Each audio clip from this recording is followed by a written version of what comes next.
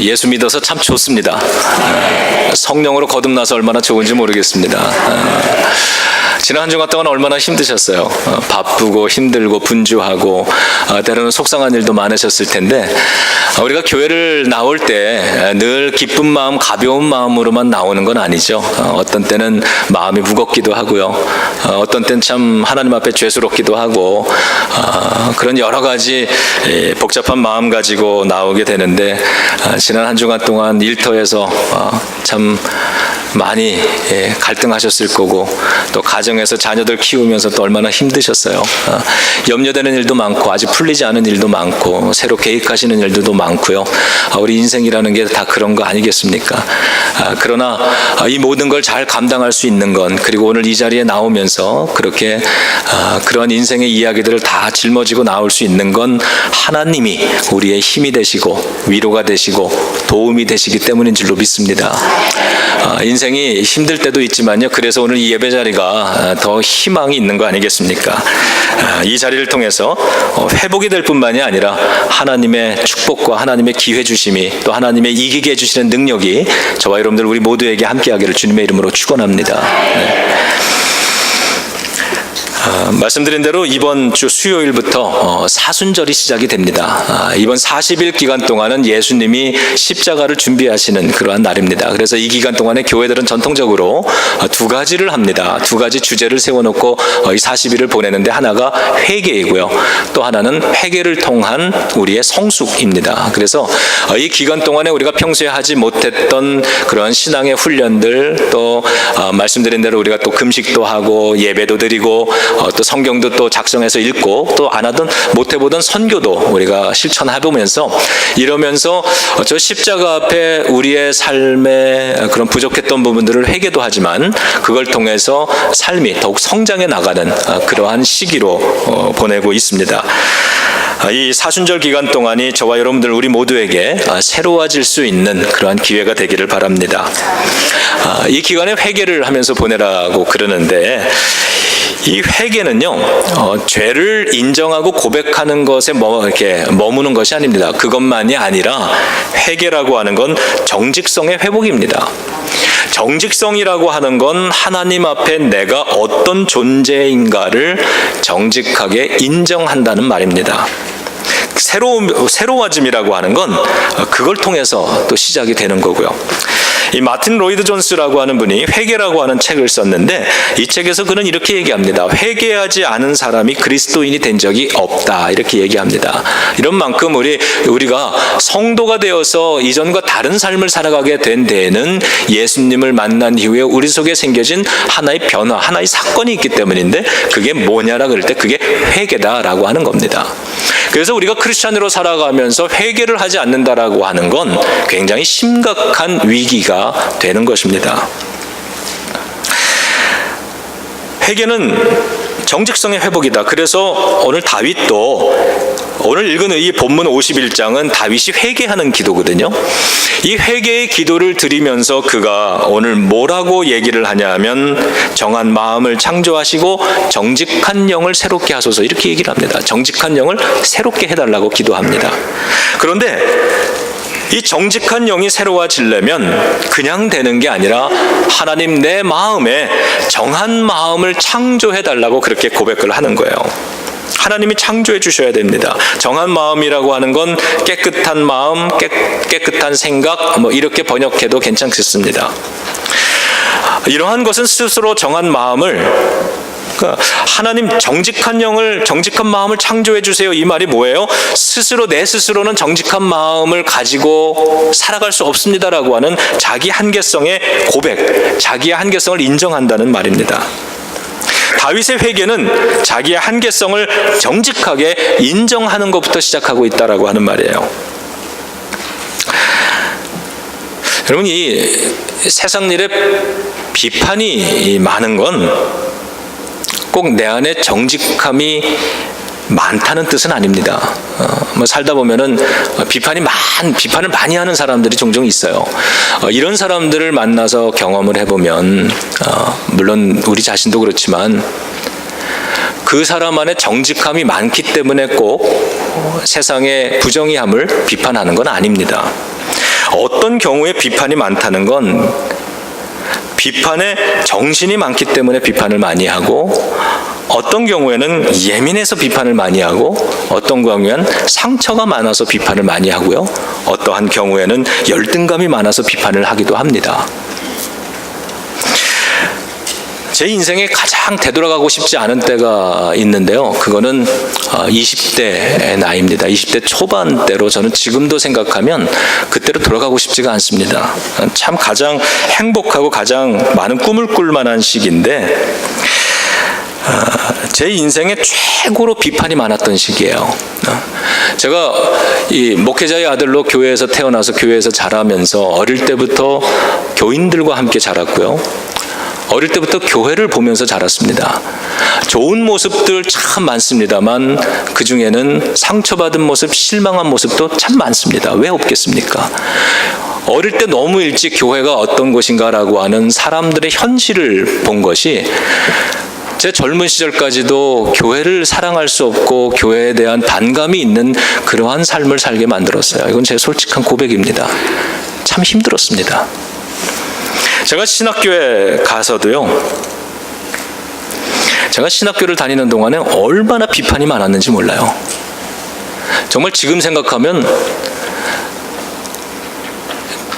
근데 제가 그래서 전공을 했던 것도요, 신학 중에 조직신학이라고 하는 건데요, 이거는 철학 서적을 많이 읽어야 되고 논리를 공부해야 되는 그런 학문이에요.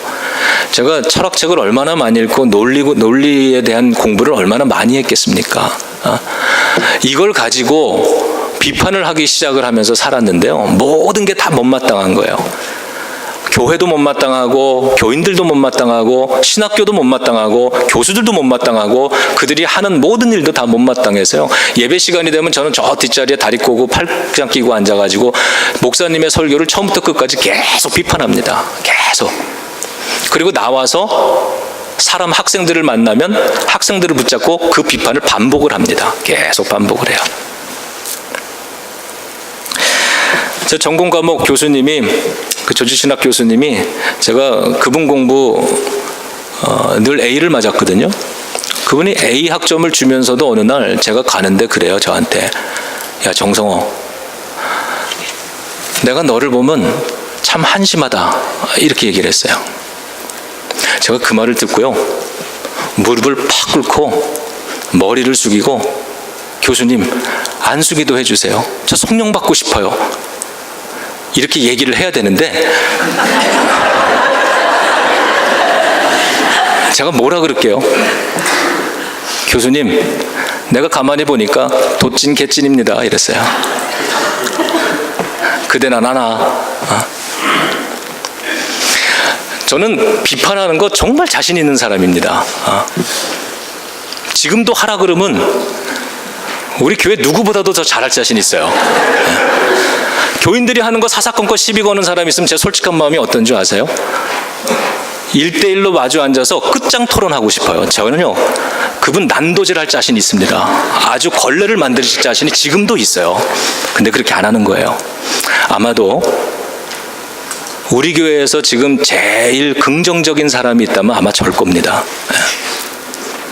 비웃는 사람들 좀 소리도 들리지만 제가요 20대 때 이러고 지냈어요. 근데 아이러니하게도요, 제 인생에서 교회를 제일 안 나가던 시절이 그때였어요.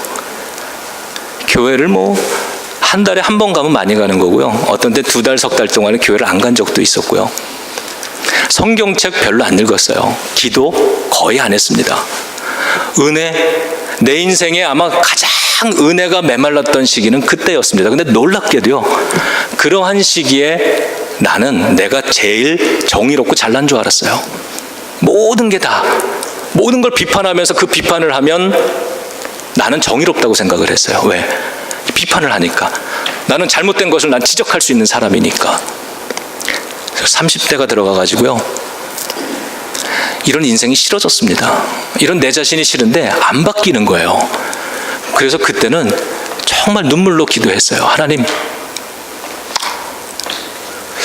내가 왜 이렇게 마음이 이런지 모르겠는데 이게 내 마음의 상처 때문이라면 상처도 좀 치유해 주시고, 열등감 때문이라면 하나님 이거 좀 고칠 수 있게 해주시고, 하나님 내 인생 이렇게 살고 싶지 않습니다, 이 마음 좀 어떻게 해주세요. 이런 기도를요 이번엔 정말 기도했어요. 그래서 지금도 생각을 하면 성령으로 거듭난 게 얼마나 행복한지 몰라요.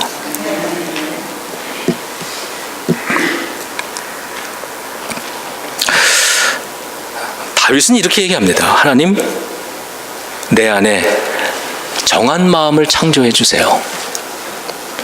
야, 이 다윗이 아마 나랑 비슷한 인간이었나 보다, 이런 생각도 들어요. 정직한 영을 새롭게 하소서. 여러분, 이 말이 뭐예요? 하나님이 내 안에 정직한 마음을 창조해 주셔야 합니다. 내 힘으로는 안 됩니다. 정직한 고백이거든요. 그런데 하나님이 내 안에 정한 마음을 창조해 주시면 내가 그 마음을 가지고 정직한 삶을 살 수 있을 것입니다. 이런 고백이에요. 왜냐하면 정직하게 살려고 노력해봐도 안 되는 거를 느끼거든요. 여러분, 마음이 잘못되어 있으면 정직한 삶 살 수가 있어요, 없어요? 마음의 새로워짐이 없이 인생의 새로워짐이 있어요, 없어요? 그게 가능해요? 가능하지 않거든요. 다윗은 이렇게 기도한 겁니다. 하나님, 내 안에 정한 마음을 창조해 주세요. 그래야 내가 바른 길을 걸어갈 수 있겠습니다. 여러분, 회개라고 하는 건 이걸 고백하는 겁니다.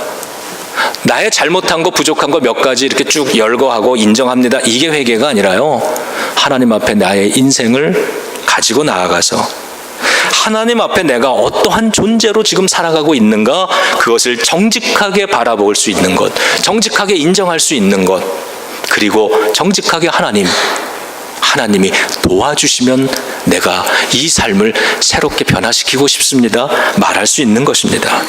그게 바로 회개고, 그래서 회개는 정직성의 회복이 되는 겁니다. 정직한 영을 새롭게 하소서, 이렇게 고백을 했는데요. 여러분, 정직하게 사는 게 얼마나 어렵습니까? 그 미국의 작가 마크 트웨인은 이런 얘기를 했죠. 정직이 신발을 신는 동안 거짓말은 세계를 반바퀴 돈다. 정직이 신발을 신는 동안 이게 뭐냐 하면요, 여러분, 한국에는 식당에 가면 신발 벗고 들어가는 곳이 많잖아요. 이렇게 밥 먹고 나왔는데 내가 계산하기 싫으면 신발끈을 매는데 오래 매잖아요. 다른 사람이 먼저 낼 때까지. 정직의 신발끈을 매는데 자꾸 미루는 거예요. 천천히 내일로 미루고 다음 날로 미루고, 그렇게 내가 정직의 신발을 다 갖추어 신는 동안에 아이고, 거짓말은 세계 반바퀴, 지구 반바퀴를 이미 돌았다는 겁니다. 어릴 때부터요, 누가 시킨 것도 아니고 누가 가르쳐 준 것도 아닌데, 저는 어릴 때 어려운 상황, 곤란한 상황, 내가 어떤 죄를 짓거나 잘못을 했는데 그게 이제 부모님에게 의해서 발각이 되고 추궁을 당하는 이런 어려운 곤란한 상황이, 부끄러운 상황이 닥치면 저는 그것을 벗어나려고 누가 가르쳐 주지도 않았는데 어떻게 할게요? 거짓말을 합니다. 나 안 했어요. 그리고 좀 너무 뻔한 것 같으면 잘 모르겠는데요, 난 몰라요. 그리고 더 심각한 일은 형이 했는데요, 이렇게 거짓말까지 하고, 동생이 했는데요, 그래요. 사실은요, 이건 배워서 하는 게 아니었습니다. 죄 지은 인간의 본성인 것 같아요.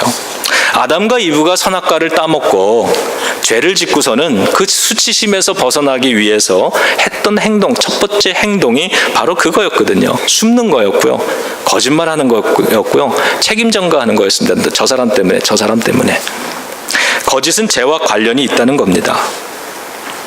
이거 한국의 어떤 교회 이야기인데 제가 이 이야기를 나눴는지는 잘 모르겠어요.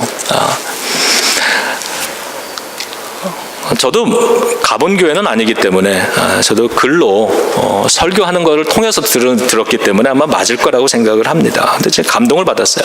이 교회가 그린벨트 지역에 들어가서 교회를 시작을 했어요.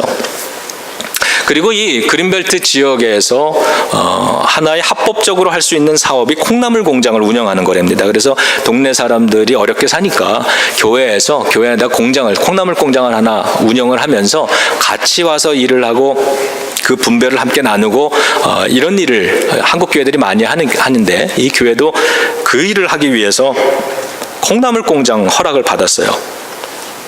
이 콩나물 공장에서 필요한 전기는 농업용 전기를 인정을 받습니다. 그러면 이 전기료가 굉장히 싸다 그래요.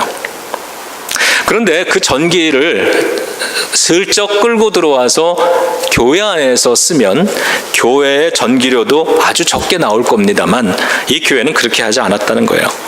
몇 배나 비싼 일반 전기를 따로 신청을 해서 교회 안에서 쓰는 건 그 일반 전기를 쓰고 그 교회 안에서 이제 뭐 그런 공장 일이라든가 이런 일을 하면은 그 전기를 쓰고 이랬다는 거죠. 그래서 뭐 굳이 그렇게까지 할 필요가 있냐 이런 질문을 했더니 교인들이 그렇게 대답하더래요. 도둑 전기로 우리 아이들 가르칠 수 없어서 그럽니다 이러더래요. 근데 그런 모습을 지역 주민들은 계속 봤다는 거죠. 그래서 지역 주민들이 우리 교회, 우리 동네 괜찮은 교회가 생겼다 이러면서 지금도 새벽 기도를 한 100명 정도 그 시골에서 나와서 기도를 한다는 이야기를 들었습니다. 정직하게 사는 것 참 좋은 일이고 당연한 일인데 당연한 게 쉽지 않은 세상이 됐습니다. 정직하게 사는 거 쉽지 않습니다. 정직하게 살기 위해선 불이한 이익도 내려놔야 되는데 근데 그게 말처럼 생각처럼 쉽지가 않습니다. 슬쩍 한눈만 감으면 넘어갈 수 있는 일인데 뭐 대단한 큰 죄를 짓는 것도 아닌데 그런 일이라는 유혹이 만만치 않을 겁니다. 정직이라고 하는 것, 하나님 내 안에 정직한 영을 새롭게 내 안에 정직한 마음을 창조해 주소요라고 기도할 수밖에 없었던 다윗의 심정은 뭐였을까? 그가 경험했던 자기의 한계성은 뭐였을까? 정직이라는 건 그런 의미에서요, 거짓되지 않게 사는 것 단순하게 그런 의미가 아닙니다. 이걸 넘어서는 거예요. 하나님 앞에서 내가 어떤 존재인가를 정직하게 바라볼 수 있는 것, 이게 정직인 거예요. 하나님 앞에 나는 어떤 교회인가, 어떤 교회로 오늘 서 있는가, 이게 정직입니다. 하나님 앞에 나는 어떤 사람으로, 어떤 성도로 살아가고 있는가, 누가 지적해서 깨닫는 게 아니라 그냥 하나님 앞에 그렇게 자신을 세워놓고 그 질문을 스스로 던지면서 살아가는 것, 이러한 삶이 정직이라고 하는 거죠. 다윗은 하나님이 내 안에 정한 마음을 창조해 주셔야만 나는 변화가 가능한 존재입니다, 이렇게 이야기를 했어요. 그게 잘 안 되면서도 되는 것처럼 그렇게 위장하지도 않았고요. 못하면서 아닌 것처럼 그렇게 그러고 살지도 않았어요. 하나님 앞에 정직하게 이야기할 수 있는 참 건강한 마음과 건강한 영성을 가진 사람이구나, 이걸 느낄 수 있습니다. 다윗이 살면서 얼마나 정직에 대한 고민을 많이 했겠어요. 나보다도 아마 왕으로 살아가는 사람이 이 문제 더 많이 심각하게 도전을 많이 받았을 겁니다. 그래서 하나님께 정직한 마음 달라고 기도를 하는데 다음 구절 11절을 보면 계속 기도는 이렇게 연결이 됩니다. 나를 주 앞에서 쫓아내지 마시며 주의 성령을 내게서 거두지 마소서. 그가 느꼈던 거는요, 바로 이건 거예요. 어떻게 하나님 앞에 정직하게 바르게 살아가야 된다는 건 아는데 또 그렇게 어느 정도 살아간다고 생각을 하는데 자주 실패하는 자기의 모습을 보면서 어떻게 해야 내가 하나님 앞에서 부끄럽지 않게 살 수 있을까? 먼저는 하나님이 내 안에 선한 마음을 창조해 주셔야만 돼. 이건 내 노력으로 되는 게 아니야. 하나님이 내 안에 새롭게 해주시는 그 은혜를 베풀어야 돼. 그러면 내가 새롭게 살 수 있는데 이것도 그냥은 안 돼. 성령님 도우심이 있어야 돼. 이렇게 고백을 했던 거예요.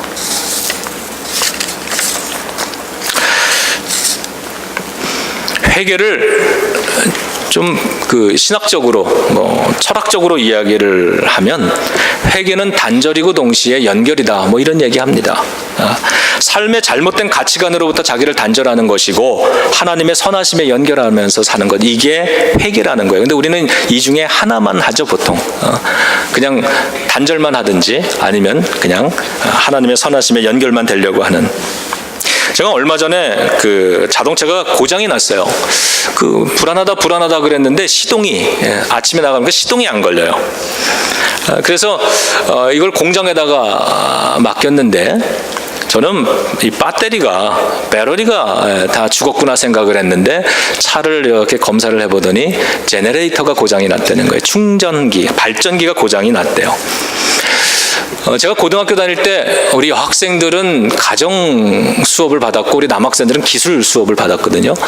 기술 공부할 때에 이렇게 배웠던 거를 이렇게 떠올려 보면은 자동차의 배터리는 시동을 걸 때 필요한 전기를 제공합니다. 그러니까 처음에 시동을 걸 때는 배터리의 힘으로 시동을 걸어요. 그리고 일단 시동이 걸리면 이 발전기가 돌아가서 전기를 만들어냅니다. 그러면 그 전기를 가지고 자동차에서 쓰는 모든 전기를 그렇게 공급받는 거예요. 헤드라이트도 켜고 음악도 듣고 그러죠. 그런데 제 차는 발전기가 고장이 난 거예요. 증상이 어땠냐면 타고 가다 보면 계기판의 불빛이 어두워졌다 밝아졌다 어두워졌다 밝아졌다 이랬거든요. 근데 지금 고쳤어요. 차가 너무 힘도 좋고 너무 잘 돼요. 전기 걱정 안 해도 됩니다. 제가 그 차를 이렇게 타면서 이런 생각이 들었어요. 우리의 영적인 생활도 신앙생활도 이거와 마찬가지겠구나. 자동차가요, 배터리만 갖고는 안 되는 거거든요. 여러분 그런 경험 있으실 거예요. 차 안에서 시동을 안 걸고 라디오를 2시간, 3시간만 들으면 이 배터리가 다 방전이 돼가지고 시동이 안 걸리는 거예요. 배터리는 한계가 있거든요. 이 배터리는 나의 믿음입니다. 나의 믿음, 이 용량, 이 배터리만 가지고도요, 당장은 차를 운전할 수 있어요. 시동도 몇 번은 걸립니다. 그런데 그게 오래가지 못하는 거예요. 불이 들어오다가 나가다가 하듯이 이 배터리가 조금 살아나는 것 같으면 반짝했다가 이게 또 힘이 또 빠지면 또다시 푹 퍼져버리는 이런 업 앤 다운, 업스 앤 다운스가 많죠. 내 믿음, 내 신앙의 배터리만 가지고는 한계가 있습니다. 여기에 뭐가 연결이 돼야 되는 거예요? 성령님의 능력이 연결이 되어서 내가 신앙생활을 하지만 성령님이 공급하시는 그 능력을 내가 받아야 되는 거죠. 그래야 힘이 있는 겁니다. 그래야 부족하지 않게 충전을 받는 거죠. 내 인생의 시동이 꺼질 염려가 없는 겁니다. 우리도 고치면 되는 거예요. 성령님과의 관계를 고치면 다시 모든 능력이 풍족하게 공급받을 수 있는 거죠.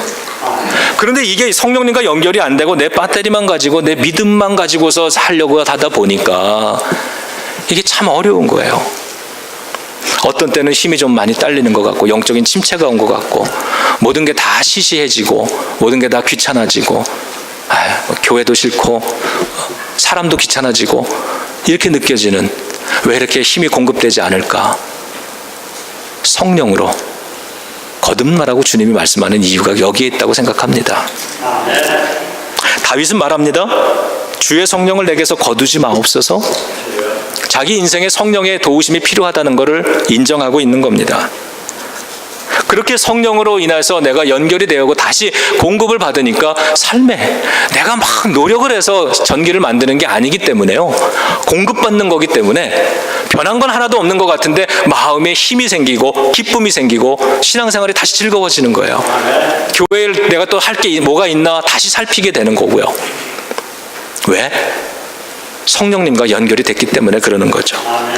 다윗은 주의 성령을 내게서 거두지 마소서 그러고 성령의 대충만함을 다시 받기 시작하면서 그는 이렇게 다음에 고백합니다. 주의 구원의 즐거움을 내게 회복시키시고 그랬어요. 그는 성령의 연결됨을 통해서 마음속에 회복되는 기쁨이 있다는 것을 알았습니다. 여러분, 우리가 구원의 즐거움을 알려면 먼저 죄인됨을 인정해야 됩니다. 문제가 있어야 해결이 있죠. 학교에 시험을 봐도 퀘스천이 있으면 앤서가 있는 겁니다. 퀘스천이 없는데 어떻게 앤서를 해요? 삶에 문제가, 프로블럼들이 있으니까 그 문제에 대한 해결도 있는 거죠. 인생에 고난이 있으니까 그 고난에서 구원받는 즐거움도 있는 거죠.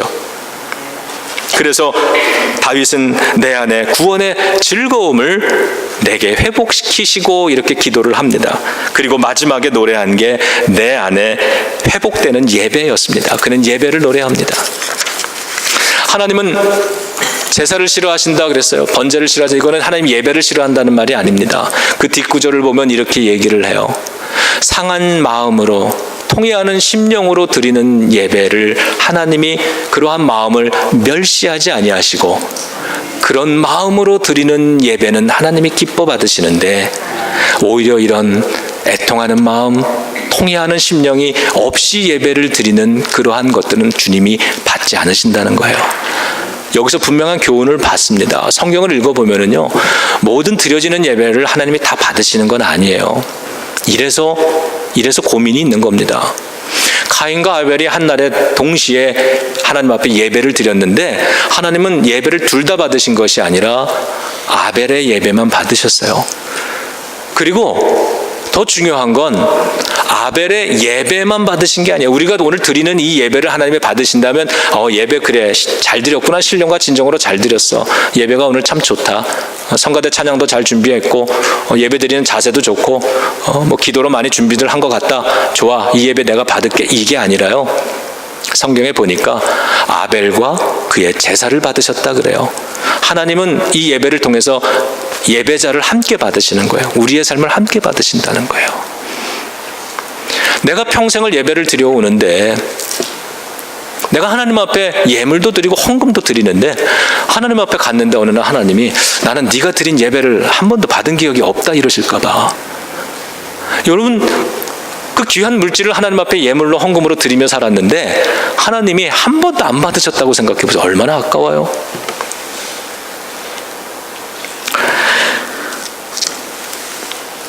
다윗은 이렇게 마지막에 고백합니다. 내 입이 주를 찬송하여 전파하리이다.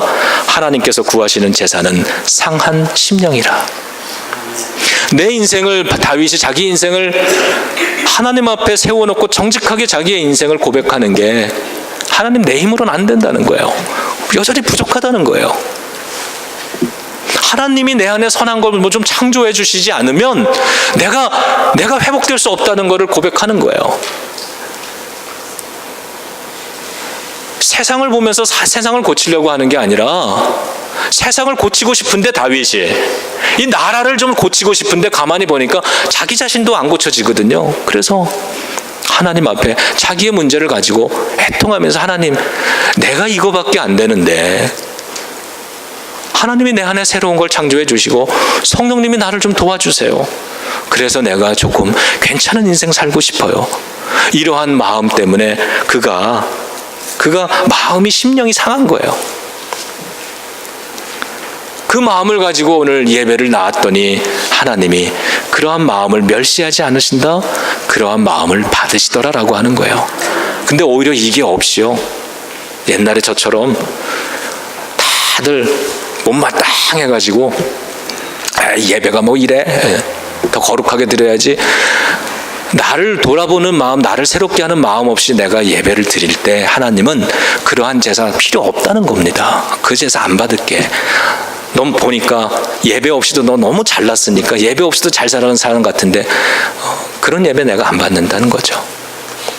내 인생에 내가 많은 예배를 드렸다고 생각하지만 하나님께서 받으셨던 예배는 과연 몇 번일까를 생각해 봐요. 특별히 내 20대 때 내가 드렸던 그 많은 이 예배 중에 하나님이 기억하시는 예배는 과연 몇 번이나 될까? 여러분, 결국엔 예배입니다. 하나님이 원하시는 제물은 깨어진 마음이다. 깨어지고 짓밟힌 심령을 하나님은 멸시하지 않으신다. 왜 그래요? 18절에 보니까 예루살렘 성을 주님 쌓으소서. 이 쌓다는 말을 영어 성경은 rebuild, 재건한다 이렇게 해놓습니다. 오늘 이 예배를 통해서 주님이 우리의 이 예배를 받으시면 주님이 하시는 일은 rebuild, 우리 안에 리빌딩 하시는 거예요. 우리의 허물어졌던 부분을 다시 세우시는 겁니다. 우리의 상처받았던 마음, 연약했던 마음, 여러분 지난 한 주간 생활하시면서 여러 가지 마음에 상처받은 거, 답답한 거 있으시면 이 예배를 통해서 하나님이 다시 재건하신다는 겁니다. 우리의 연약한 인생, 우리의 연약한 믿음일지라도 이 예배를 통해서 성령님이 다시 우리와 연결해 주시고 관계를 맺어 주시고 우리에게 새 힘을 불어넣어 주셔서 우리가 다시 일어날 수 있는 그러한 삶이 되게 해주신다. 여러분, 우리 힘으로 되는 거 아닙니다. 여러분의 믿음의 분량 가지고, 그 배럴이 가지고 다시 그냥 그것만 갖고 나간다면 아마 일주일 동안 여러 번 꺼졌다 켜졌다 답답하실 겁니다.